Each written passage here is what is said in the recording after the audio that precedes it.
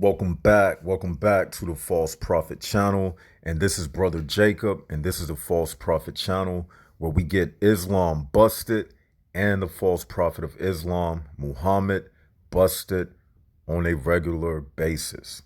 But in this episode, we will be getting busted once again, the little sissy by the name of Muslim Cheerleader. That's right. This is his YouTube channel. He goes by the name of Muslim Warrior, but we all know that he is a sissy. He is a coward, just like his prophet. And he is afraid to debate anybody like myself because he knows what happens each and every time he tries to challenge me.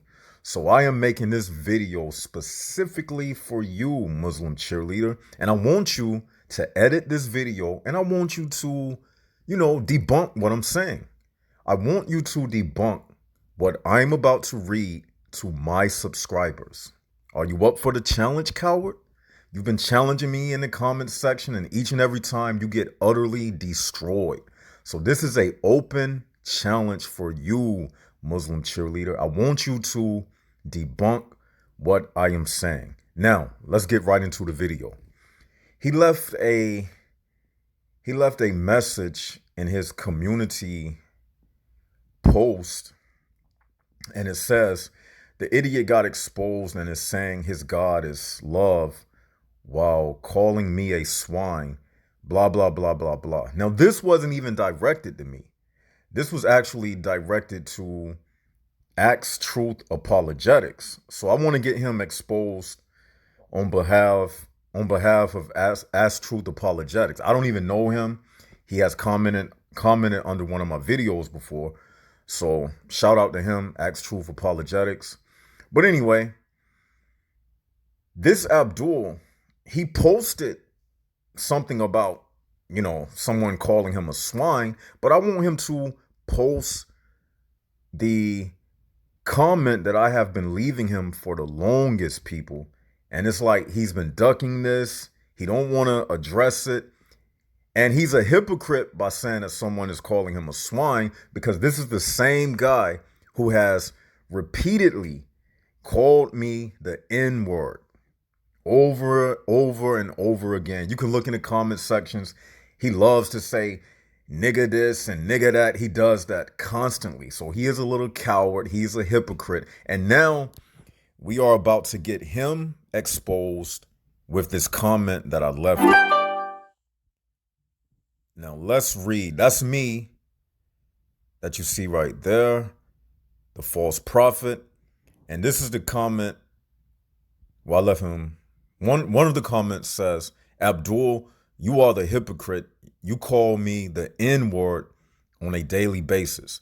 But that's not what we want to focus on right now. This is the comment that I want you to see. Now, this comment that I'm about to read to you right now, it totally smashes the Muslims' claim that, number one, that Allah is outside of time and space. But even more devastating than that, this comment proves that by Muslims making the claim that Allah is outside of time and space, they also destroy the idea that Allah is a living God. So what we are about to do right now, we are about to prove that Allah is dead. Now let's jump right into it. This is the comment that I left Muslim Cheerleader. I said, how about you post our conversation, Abdul? The question I asked you, how can Allah be outside of time and space when he has a shin, face, and hands which have measurements, and measurements take up space, and space and time coexist, i.e., the space and time continuum. And Allah has thoughts, correct, Abdul? And to think requires a will. And once you will a thought into existence, it requires speed, i.e., the speed of thought. So if Allah is outside of time and space, that means his thoughts must also be disconnected from him, because thoughts require speed. And when you think, it requires a moment. So if Allah is outside of time and space, then how can he think, Abdul? Because thoughts occur in moments, and moments equal a span of time. Busted, coward. How about you post this comment, buddy? Go ahead and expose me, Abdul. Prove me wrong then, sissy boy. Prove what I said to be wrong. You can't do it. So this means that your Allah does not even think. And anything that doesn't think is dead. So Allah is dead. He doesn't exist, Abdul, because if he is outside of time and space, that means he never has a moment to think and to develop thoughts, because a moment is a measurement within time. So when you Muslims say Allah is outside of time and space, you prove to us that Allah is dead. He has no active consciousness and is unable to produce thoughts, because thoughts take place inside of a moment. It's over, Abdul. I'm actually about to make a video about this titled Proof That Allah is Dead. And that's exactly what I'm doing right now. And I kept my promise. I told you, boy, in the voice of Muhammad Hijab. I told you, boy, those claims that you Muslims make come with severe theological repercussions. Go ahead, expose me, coward. Read this out loud to your subscribers. Prove me wrong, Abdul. LOL. And I'm about to show this to at Ask Truth Apologetics. Yes. So as you see, and I even shared this information with another Christian apologist. I also left a comment for Sam Shamoon, because I don't even think Sam Shamoon has even hit it like this. As much as I respect Sam Shamoon and listen to him, he knows way more than I know about the Bible and Islam. I can't even, I can't be in a conversation with someone like him. I have to listen to someone like that.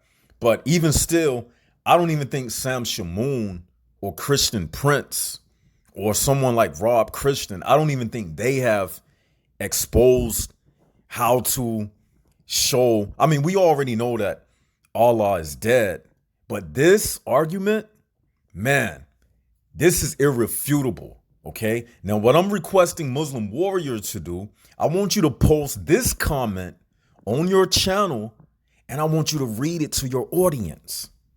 And then leave the link to my video on your community post. Let's see how brave you are. Do you have the testosterone to do it? I don't think so. You're not on my level. Each and every time you try to challenge me, like I said, Abdul, I am like quicksand.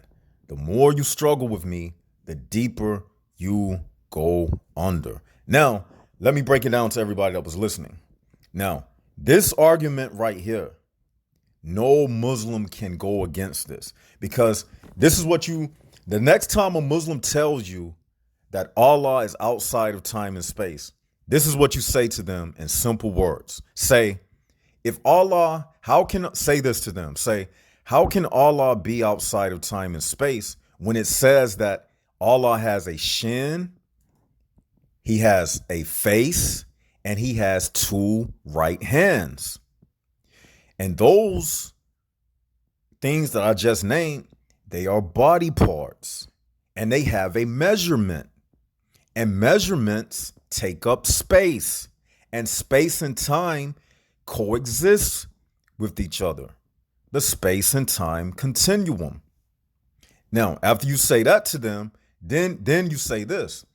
Also, when you Muslims say that Allah is outside of time and space, you have just told me that Allah is dead. Because when you think, it requires will. Then the thought that you think, it comes about with a speed. For instance, if you just think about something suddenly, even the word suddenly is within a moment.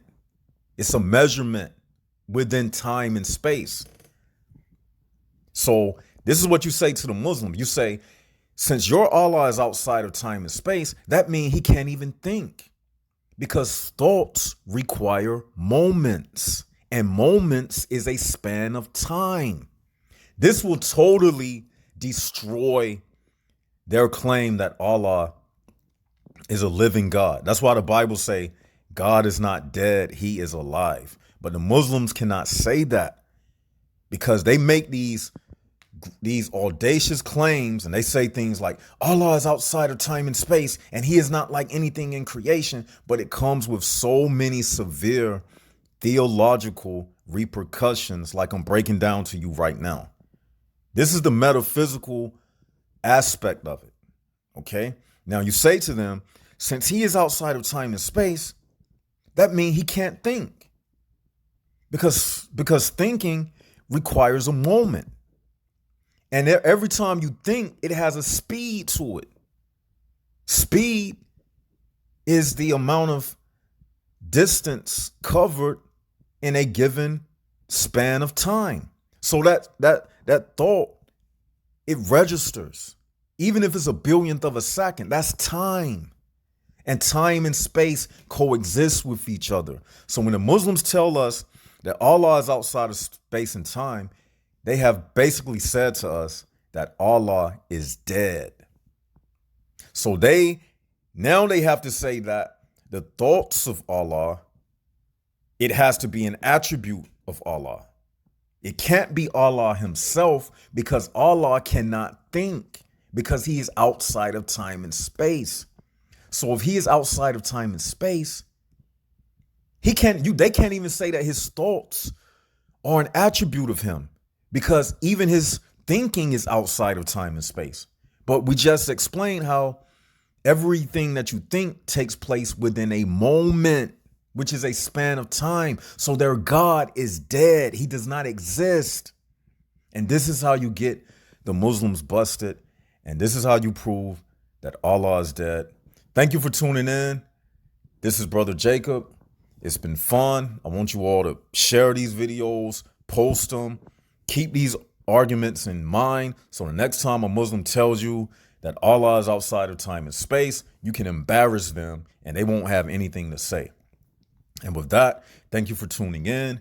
This is Brother Jacob, and this is the False Prophet channel, where we get Islam busted and the false prophet of Islam, Muhammad, busted on a regular basis. Like, share, and subscribe. God bless.